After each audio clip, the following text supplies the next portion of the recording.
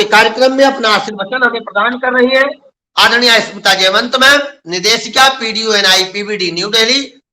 एवं आज के कार्यक्रम में अपना आशीर्वचन हमें प्रदान कर रहे हैं CRC के निदेशक आदरणीय श्री रमेश पांडे सर। आज का यह कार्यक्रम अति विशिष्टता को प्राप्त कार्यक्रम है। यह कार्यक्रम आज एक ऐसे टर्म्स को जानने, एक ऐसे टर्म्स पे बात करने का कार्यक्रम है जिस पर लंबे समय से चिंतन और गहन मनन चलता है तथा लोग यह जानने को, यह समझने को, यह ज्ञात करने को निरंतरता के साथ लगे हैं कि इस कोविड-19 के वे लंबे समय से आ रहे प्रभावों को, कुप्रभावों को या प्रभावों को कैसे स्वास्थ्य कारणों पर असर पड़ते हुए भाव से निराकृत करने हेतु या इसके जो अन्य ऐसे भाव जो हमारे और आपके भावों को भान्वित कर रहे हैं उनसे कैसे हम निजात पाते हुए आगे के क्रम में बढ़ेंगे, उस हेतु यह कार्यक्रम अत्यंत महत्वपूर्ण। कार्यक्रम के जुड़ाव में टेक्निकल कुछ समस्या आने के कारण 2-5 मिनट यह कार्यक्रम देर से आरंभ हुआ। मैं अपनी टेक्निकल टीम से जानना चाहूंगा, श्री सुमित जी बताएं कि आदरणीय मुख्य वक्ता हमारे बीच जुड़ चुकी है। मुख्य वक्ता मैम हमारे बीच जुड़ चुकी है, सुमित जी। हाँ जी। परम आदरणीय दिव्या मैम हमारे बीच जुड़ चुकी है। मैम को मैं समस्त CRC परिवार की तरफ से सादर प्रणाम करता हूं। मैम का अपने इस पटल पर बहुत बहुत स्वागत, वंदन और अभिनंदन करता हूं कि मैम आज आपने समय निकाला है और ऐसे महत्वपूर्ण विषय पर आप हमारे बीच जुड़ रही हैं। आदरणीय दिव्या मैम ने BSc life science Delhi university से प्राप्त की। BPT Pandit Deendayal Upadhyay national institute of physical handicap और दिल्ली यूनिवर्सिटी के सौजन्य से आपने प्राप्त किया। MPT ऑर्थोपेडिक्स में जामिया मिलिया इस्लामिया यूनिवर्सिटी से आपने प्राप्त की। एम्स में ऑर्थोपेडिक डिपार्टमेंट में आप अपनी सेवाएं दे रही हैं। भारत के एक स्वास्थ्य से संबंधित श्रेष्ठतम संस्थान में आपका सेवा प्रदान करना और वहां से आपका आमंत्रण स्वीकार कर CRC लखनऊ के इस पटल पर एक श्रेष्ठतम भाव रखने हेतु यहाँ पे उपस्थित होना, यह हम सभी के लिए गौरव का क्षण है।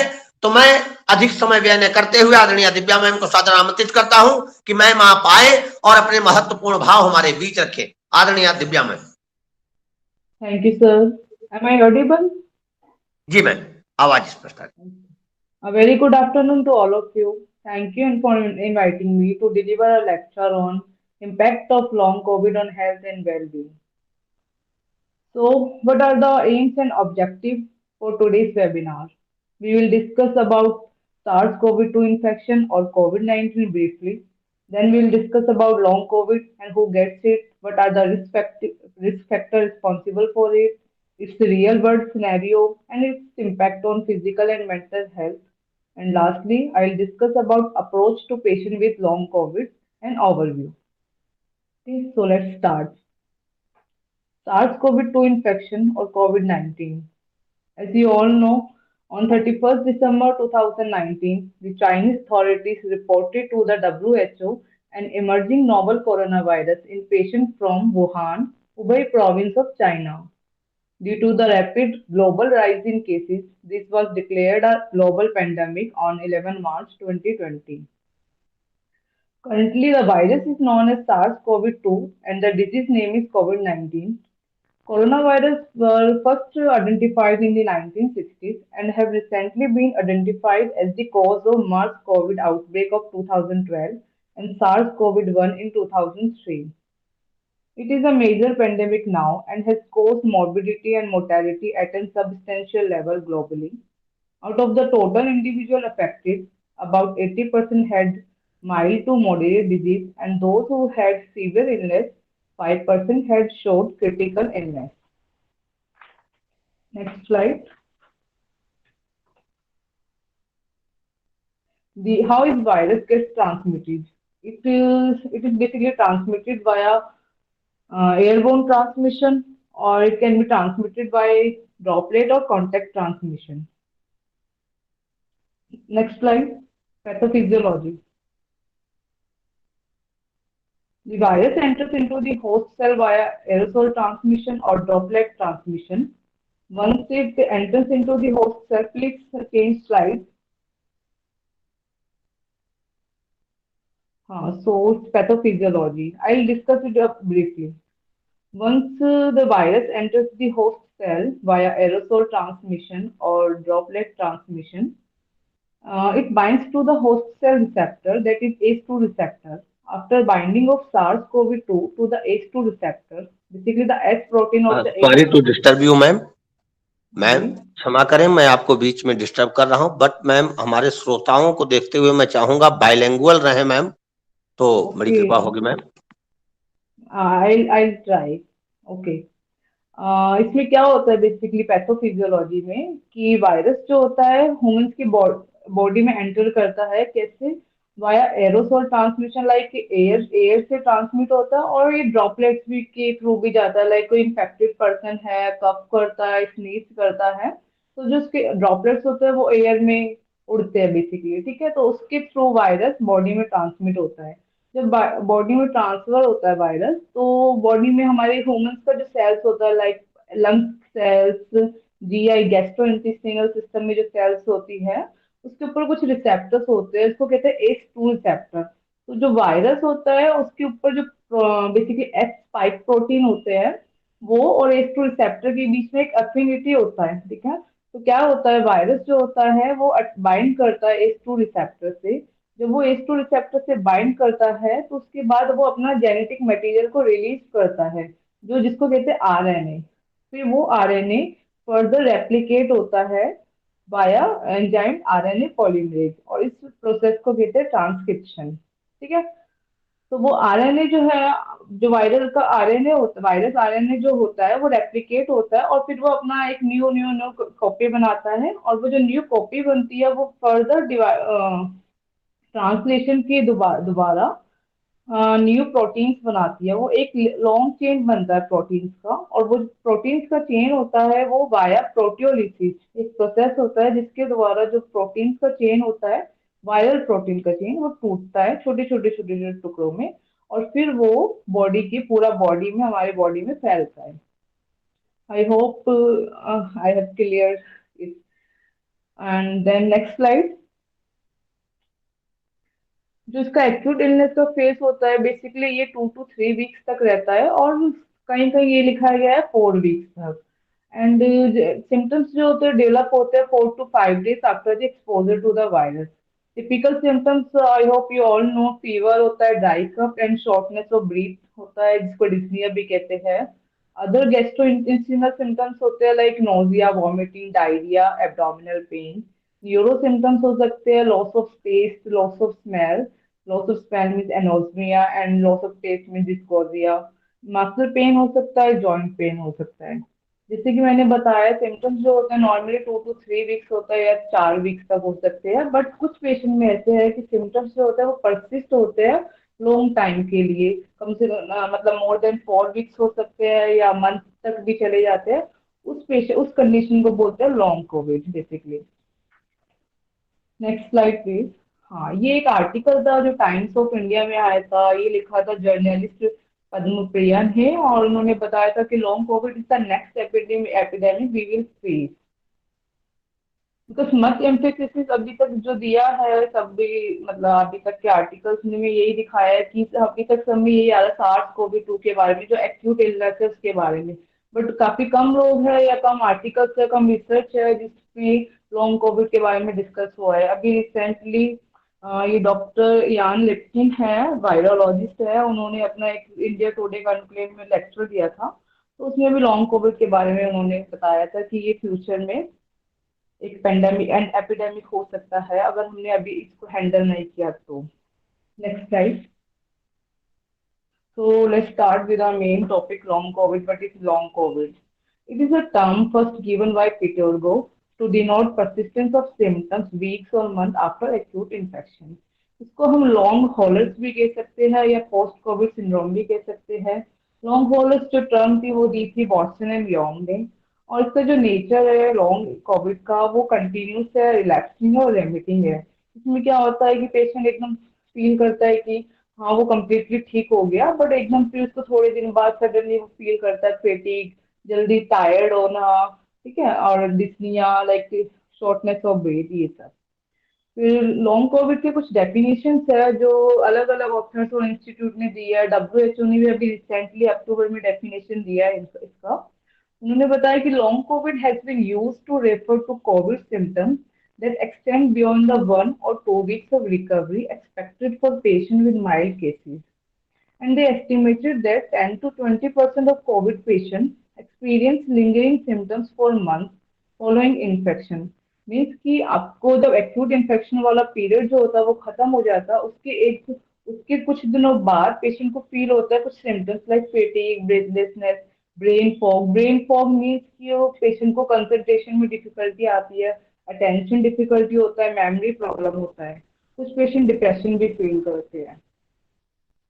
There is another definition, next slide please. Another definition given by Greenhalgh et al. They have also explained same thing कि long COVID has been commonly used to describe signs and symptoms that continue or develop after acute COVID-19. It includes both ongoing symptomatic COVID-19 that lasts from 4 to 12 weeks and post-COVID-19 syndrome that lasts for 12 weeks or more. Even ये जो हमारे United states का centre of disease and control है, उन्होंने बताया कि जरूरी नहीं है कि कोविड-19 के अगर आपको सिम्टम्स डेवलप नहीं हुए इन एक्यूट स्टेज तो आपको लॉन्ग कोविड नहीं हो सकता। आपको लॉन्ग कोविड हो सकता है, ये डिपेंड नहीं करता कि आपको माइल्ड कोविड हुआ है पहले या मॉडरेट है या सीवियर कोविड है। Next slide. रिस्क फैक्टर्स क्या क्या है इसके लिए?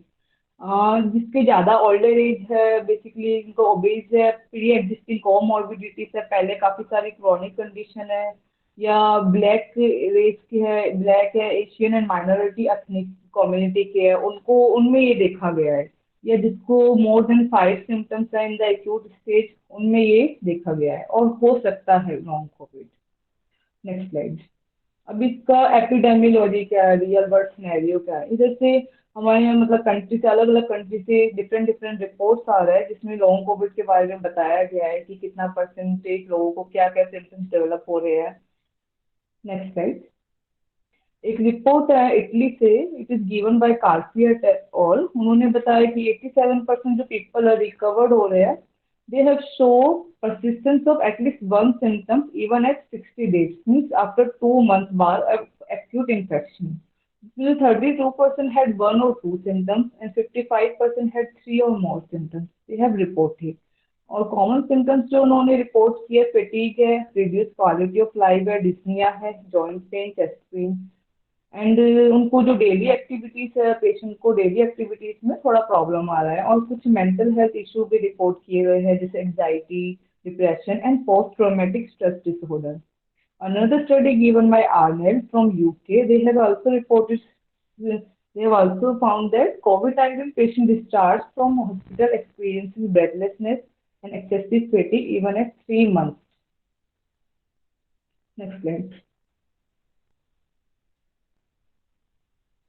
The prevalence of residual symptoms is about 35% in patients treated for COVID-19 on outpatient basis, means OPD patient पे, जिनको हॉस्पिटल में जो लोग एडमिट नहीं हुए थे उनमें 35% देखा गया है, और जो लोग हॉस्पिटलाइज हुए थे उसमें 87% प्रेवलेंस देखी गई है of residual symptoms. Lopez Leon के अकॉर्डिंग उन्होंने 5 सिम्टम्स जो है वो कॉमनली रिपोर्ट किए, common symptoms of long COVID: fatigue, headache, attention disorder, hair loss and dyspnea. And जो एक यूएस का स्टडी हुआ था उन्होंने बताया 32.6% of patient reported persistent symptoms including 18.9% with new or worsened symptoms. Next slide. Next slide. ये France का भी स्टडी है जो सेंडर ने किया था, उनका भी सेम ही रिपोर्ट है, एंड हुआंग एट ऑल जो चाइनीज एक स्टडी है, उन्होंने भी सेम चीज रिपोर्ट किया है कि फेटिंग एंड मसल वीकनेस जो है वो कॉमन रिपोर्टेड सिम्टम्स है। उसके बाद स्लीप डिफिकल्टीज भी देखा गया पेशेंट में। Next slide. And Halpin et al. In 2021 reported additional association between pre-existing comorbidities like respiratory disease, high BMI, dyspnea at 4 to 8 weeks follow-up. Next. तो इसका पैथोफिजियोलॉजी क्या हो सकता है, इसका जैसे लॉन्ग कोविड हो किस वे से रहा है? एक्चुअली इसका कोई एक सिंगल मैकेनिज्म नहीं है, बिकॉज इसमें क्या होता है कि काफी सारे सिम्टम्स आपको देखने को मिल रहे हैं, तो कोई एक कॉमन मैनिफेस्टेशन नहीं है। बट हाँ, कुछ पॉइंट्स हो सकते हैं according to some researchers, like next slide please. They are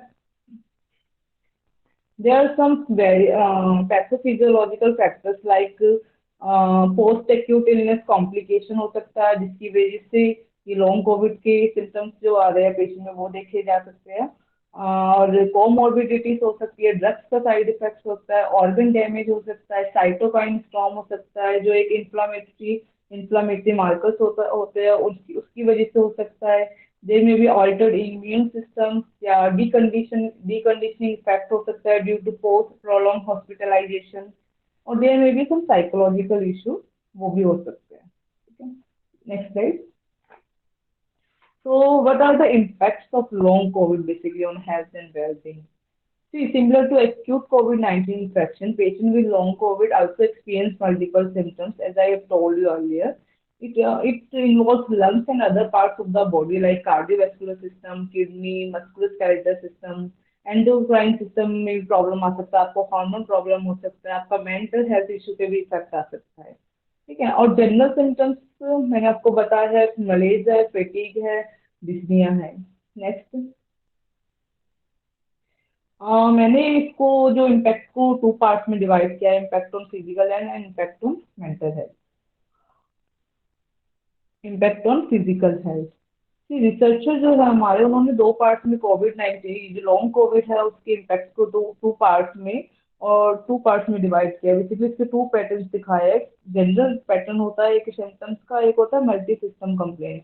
general pattern में क्या होता है, फेटिग होता है, हेडेक होता है। ठीक है, जो हमारे बेसिक सिम्टम्स जो आते हैं like dyspnoea, persistent cough, loss of smell and taste हो सकता है। और मल्टी सिस्टम कंप्लेंट में क्या होगा कि बॉडी के अलग अलग पार्ट्स में इफेक्ट आता है। Next slide.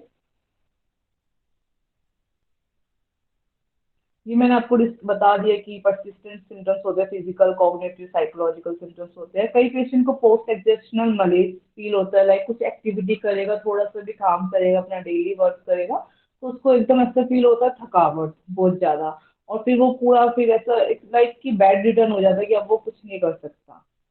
प्रोलॉन्ग फेटिक जो है वो कॉमनली देखा गया, out of the all system symptoms prolong फेटिक था जो वो सबसे ज्यादा रिपोर्ट हुआ। नेक्स्ट। एक मिनट। यस, ये जो प्रोलॉन्ग फेटिक है, ये पोस्ट वायरल फेटिक भी जिसको हम बोलते हैं, ये कुछ पेशेंट, एक प्रीवियस स्लाइड दिखाई, ये पहले भी दूसरे स्टडीज है उसमें भी रिपोर्ट हुआ है, लाइक एप्स्टन बेयर वायरस में, इबोला वायरस, सार्स और मर्स जो हमारे पहले पेंडेमिक्स आए थे, सार्स 2003 में आया था, उसमें भी 40% लोगों में क्रोनिक फेटिक को रिपोर्ट किया गया है। फेटिक होता क्यों है, इतना इतना मतलब क्यों हो रहा है, वो उसके कुछ फैक्टर्स है बेसिकली। साइकोलॉजिकल फैक्टर्स होते हैं, सेंट्रल फैक्टर्स हो सकते हैं या पेरिफेरल फैक्टर्स हो सकते हैं, और एक होता है conditional dependency. Conditional dependency basically ये तीनों फैक्टर्स हैं, इन पे डिपेंड होता है, साइकोलॉजिकल फैक्टर्स पे, सेंट्रल फैक्टर्स और peripheral factors. Conditional dependency means कि पेशेंट क्या काम कर रहा है, किस काम पे उसका जो है वो ज्यादा फिटिंगनेस फील कर रहा है, उसका एनवायरनमेंट कैसा है जहाँ पे वो टास्क परफॉर्म कर रहा है, उसका फिजिकल एंड मेंटल कैपेसिटी पे डिपेंड होता है। सेंट्रल फैक्टर में आपका आ सकता है न्यूरो ट्रांसमीटर्स लेवल आ सकता है, लाइक सीरोटोनिन, डोपामाइन, इन्फ्लामेशन हो सकता है, डीमाइलिनेशन हो सकता है ब्रेन में। और साइकोलॉजिकल फैक्टर्स में हो सकता है fear, anxiety, depression, sleep disorder. Peripheral factor में हो सकता है स्केलेटल मसल वीकनेस, ये सब। End organ specific impact. Cardiovascular जो symptoms, basically cardio respiratory symptoms जो बेसिकली देखे गए हैं लॉन्ग कोविड पेशेंट में, उसमें देखा गया कॉमन डिस्निया, उसके बाद you can see chest pain, persistent cough, hypoxia and fibrotic lung damage भी देखा गया है कई पेशेंट में, मायोकार्डाइटिस, एरिथमिया एंड टैकीकार्डिया। कई पेशेंट में कुछ स्टडी हुई है तो उसमें इसमें एक फिजिकल एग्जामिनेशन हुआ था जिसमें देखा गया कि 6 मिनट वॉक टेस्ट जो पेशेंट का नॉर्मल वैल्यू होना चाहिए, नॉर्मल रेफरेंस वैल्यू, वो उसमें नहीं था। कई पेशेंट को डिस्चार्ज होने के बाद भी 2 महीने बाद भी, प्लीज चेंज स्लाइड। हाँ, थैंक यू। कई पेशेंट को सप्लीमेंटल ऑक्सीजन का भी जरूरत पड़ा है after discharge. Even at 60 days follow up they need supplemental oxygen due to persistent hypoxemia और अदर उनको जो भी ब्रीथिंग प्रॉब्लम हो रहा है उसकी वजह से। और रिडक्शन इन डिफ्यूजन कैपेसिटी और also same. As I told you, fibrotic changes भी देखे गए at 3 months of follow up. Chest pain, I've told you. Ongoing myocardial inflammation was also seen at 2 months follow-up. Hematological consequences इतना नहीं है, but हाँ कुछ data available है जिसमें कहा गया है कि less than 5% केसेस आए हैं थ्रोम्बो एम्बोलिक इवेंट्स के। और एक study regional Patil at all के द्वारा उन्होंने बताया कि जो पेशेंट थे जो डिस्चार्ज हुए हैं हॉस्पिटल से, जिनको पोस्ट डिस्चार्ज मतलब जिनको थ्रोम्बोफाइलेक्सिस नहीं दिया है, तो उनमें से 2.5% ऐसे केसेस हैं जिसको थ्रोम्बोसिस डेवलप हुआ है। और इसी सेम स्टडी में ये देखा गया है कि 3.7% को ब्लीडिंग हुआ है eight 30 days follow-up, at 30 days post discharge, you can say, or it can be related to mechanical fault. Neurological symptoms देखे गए headache, brain fog, diffuse myalgia, chronic malaise, anosmia. Renal system पे इतना अभी कोई effect मेरे को कोई articles इतना नहीं मिला और ना ही अभी इस पे इतना रिसर्च हुआ है, बट कुछ चीजों में देखा गया है कि जिनको एक्यूट किडनी का इंजरी था ड्यूरिंग एक्यूट कोविड-19 वो रिजॉल्व हो गया, बट उनमें डिक्रीज ग्लोमेरुलर फिल्ट्रेशन रेट देखा गया है। और जिनका रीनल फंक्शन नॉर्मल था ड्यूरिंग एक्यूट कोविड-19 but after 6 months they have reported new onset reduction in estimated glomerular filtration rate. Endocrine system में आपको देखा गया diabetic ketoacidosis and subacute thyroidosis. GI symptoms and hepatobiliary symptoms not reported significantly। हाँ, patient में abdominal discomfort report हुआ है, diarrhoea हुआ है, वॉमिटिंग, नोजिया, और अब कुछ लीवर फंक्शनल टेस्ट में थोड़ा सा अबनॉर्मेलिटी आई है। इसके डर्मेटोलॉजिकल सिम्टम्स से स्किन रेसेस और हेयर लॉस वो नॉर्मली वो दिखा गया patient. Long Covid impact on children.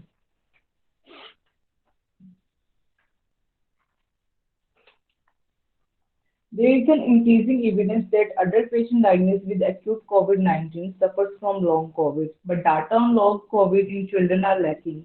There is one study done by Duan Senso et al. In 2020. They have assessed persistent symptoms in pediatric patients.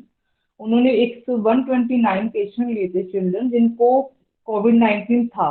फिर उन्होंने उन patient को after मतलब कुछ ये 120 डेज का फॉलोअप किया उनमें, और उन्होंने पाया कि जो बच्चे लोग थे उनमें भी परसिस्टेंट सिम्टम्स देखे गए हैं, बट जो सिम्टम्स थे वो according to severity and length of follow up के अकॉर्डिंग थे। और जो सिम्टम्स उनमें देखे गए इंसोम्निया था, मतलब नींद का प्रॉब्लम होना, नींद सही से नहीं आना, रेस्पिरेटरी प्रॉब्लम देखा गया, नेजल कंजेशन देखा गया है, फैटिग देखा गया है, मसल एंड जॉइंट पेन देखा गया, और बच्चों में कंसंट्रेशन डिफिकल्टी देखा गया है। The above symptoms also reported in those patients who were asymptomatic during acute phase.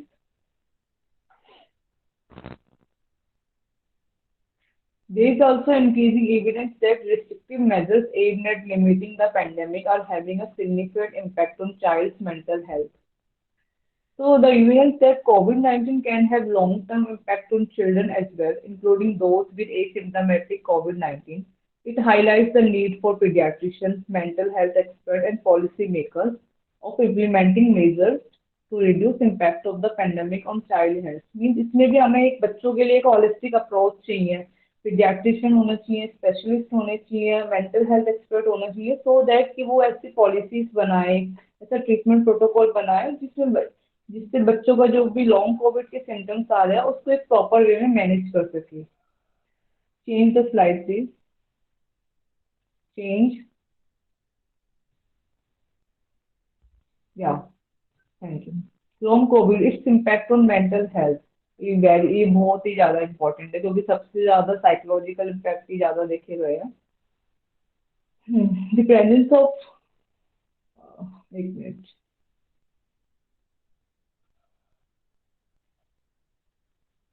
corona positive or stigma? How? See, around the world there have been reports of individual.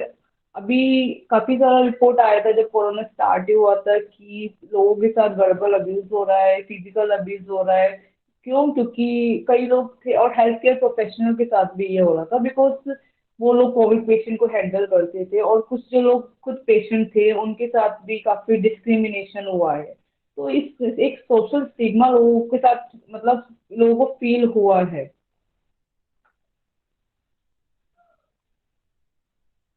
Hmm. Disease associated stigmatization among the sufferers from 2003 outbreak was also reported।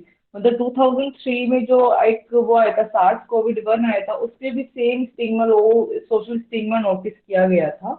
Similarly, the COVID-19 outbreak may also give rise to stigmatization future like fear of isolation, racism, discrimination, marginalization like social exclusion or alienation।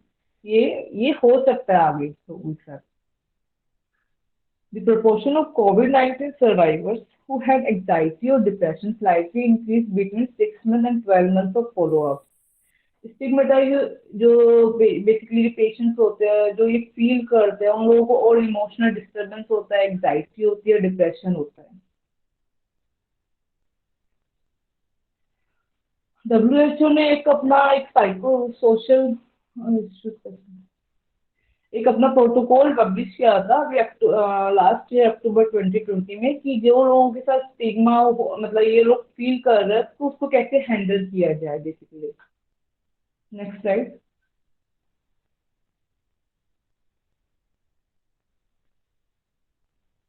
Next slide. No sorry sorry, previous या okay. एक study है Hampshire के द्वारा, उन्होंने बताया था कि कोविड-19 has consequences for prolonged cognitive dysfunction even in person who had mild symptoms that were managed at home। मतलब जिनको माइल्ड कोविड हुआ था घर में उन्होंने मैनेज करके मतलब वो ठीक हो गए थे, बट उनमें भी साइकोलॉजिकल कंसिक्वेंसेस देखे गए हैं, मीन्स मेंटल हेल्थ इश्यूज देखे गए हैं। बट हाँ, जिनको जो लोग सीवियरली अफेक्टेड थे उनमें प्रोलॉन्ग कॉग्निटिव परफॉर्मेंस जो था वो डिस्टर्ब हुआ है और लॉस ऑफ फंक्शन देखा गया है। But exactly how long this may last is still to be known. Next slide. या क्वालिटी ऑफ लाइफ लोगों का रिड्यूस हुआ है because of this. This one study given by Taket et al. They analyzed the data of approximately 62,000 COVID-19 survivors and estimated the incidence of first and recurrent psychiatric illness between 14 and 19 days of diagnosis to be 18.1% and estimated overall probability of diagnosis of a new psychiatric illness within 90 days after COVID-19 diagnosis to be 5.8%। और जो most common symptoms psychological problems इन्होंने report किया वो anxiety disorder, mood disorder, dementia. Means dementia में mostly जिनका as था more than 60 years 65 years उनमें ज्यादा नोटिस हुआ है। इंसोम्निया प्रॉब्लम आया है लोगों में। जिनको पहले साइकेट्रिक इलनेस नहीं था उनमें भी वो सिम्टम्स देखे गए हैं।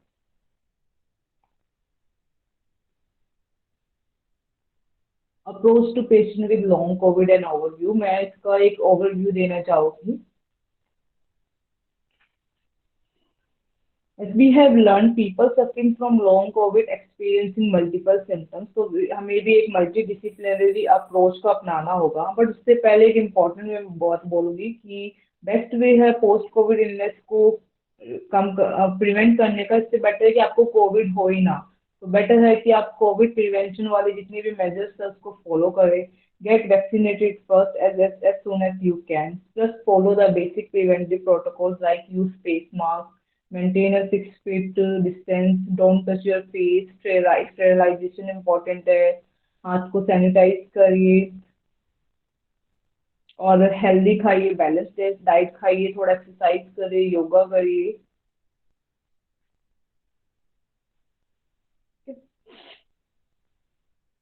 डब्ल्यूएचओ ने अभी बेसिकली लास्ट ईयर 2020 में एक कॉल अप किया था कि जितने भी कंट्रीज है उनको प्रायोरिटाइज देना चाहिए रिकॉग्निशन को, सॉरी, प्रायोरिटी देनी चाहिए recognition, rehabilitation and research for the long term consequences of कोविड-19, कि कैसे फैलता है, कैसे होता है लॉन्ग कोविड का, मतलब क्या है, बेसिक लोगों को पता होना चाहिए उसका क्या रिहैब प्रोटोकॉल हो सकता है, उस पर रिसर्च होना चाहिए, इसका मैनेजमेंट क्या होना चाहिए, how can you diagnose it, ये सब।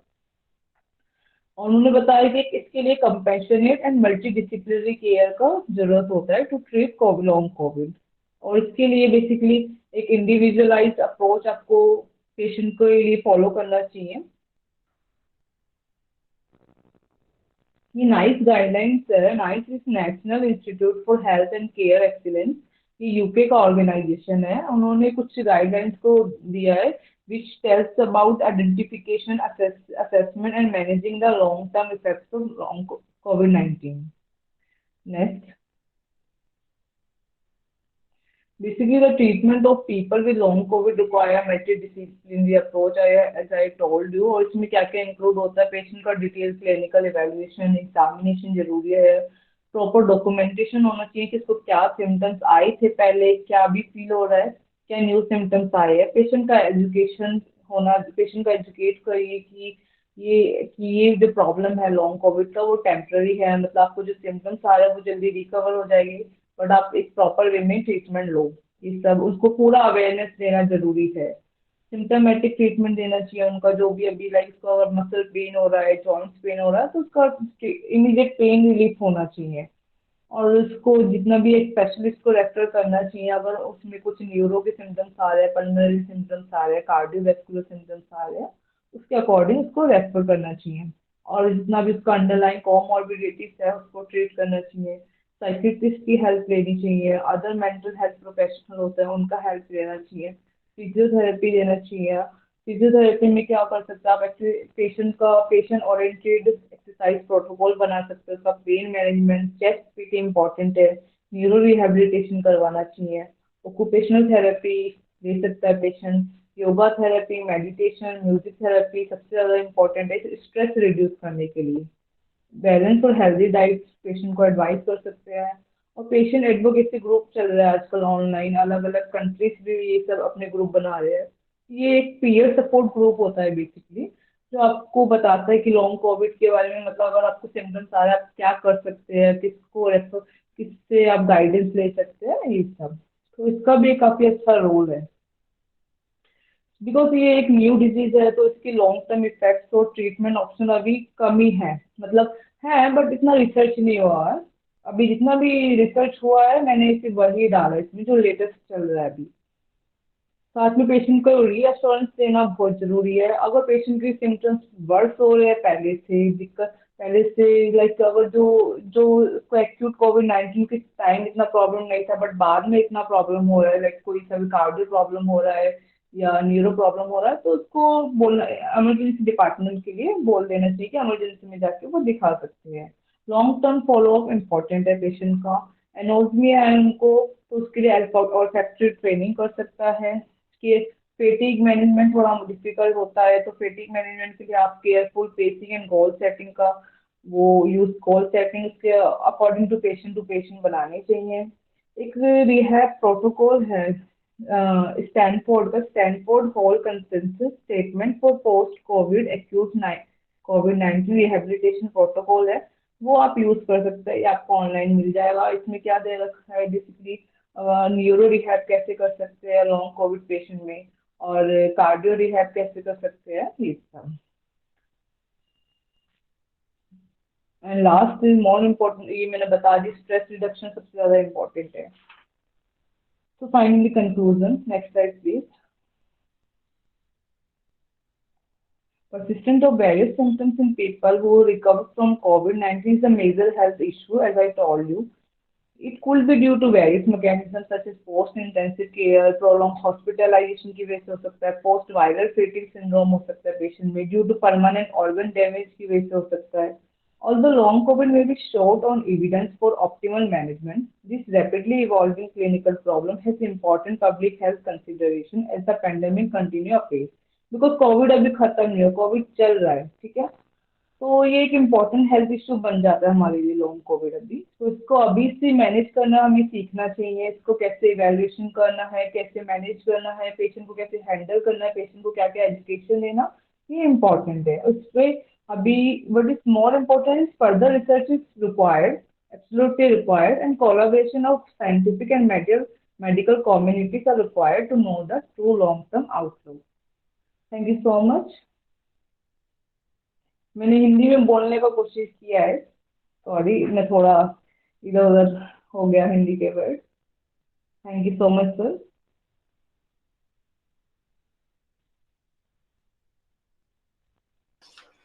Thank you so much, Divya ma'am, for your nice presentation.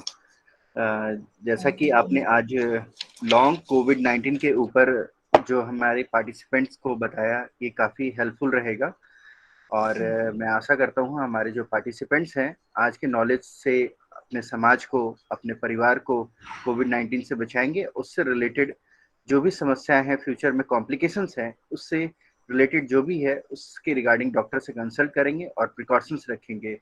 Thank you so much Divya ma'am. साथ में मैं प्रोग्राम की अगली कड़ी में वोट ऑफ थैंक्स के साथ ये प्रोग्राम का समापन करूंगा। मैं धन्यवाद करना चाहता हूं पंडित दीनदयाल उपाध्याय शारीरिक दिव्यांगजन संस्थान के निदेशिका महोदय श्रीमती स्मिता जयवंत मैडम का, जिनके मार्गदर्शन से हम ये कार्यक्रम करने में सफल हो पाए। साथ ही मैं धन्यवाद करना चाहता हूं सीआरसी लखनऊ के निदेशक आदरणीय श्री रमेश पांडे सर का, जिनके मार्गदर्शन से हम ऑनलाइन प्रोग्राम से निरंतर करते आए हैं।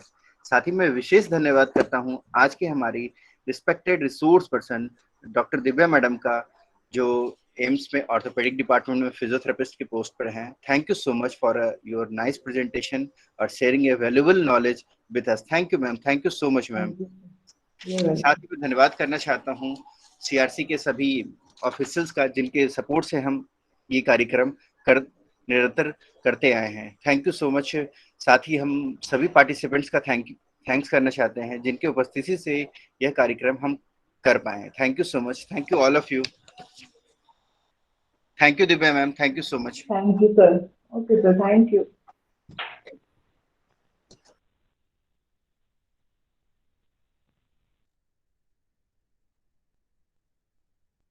यह कार्यक्रम यहीं पे पूर्ण होता है।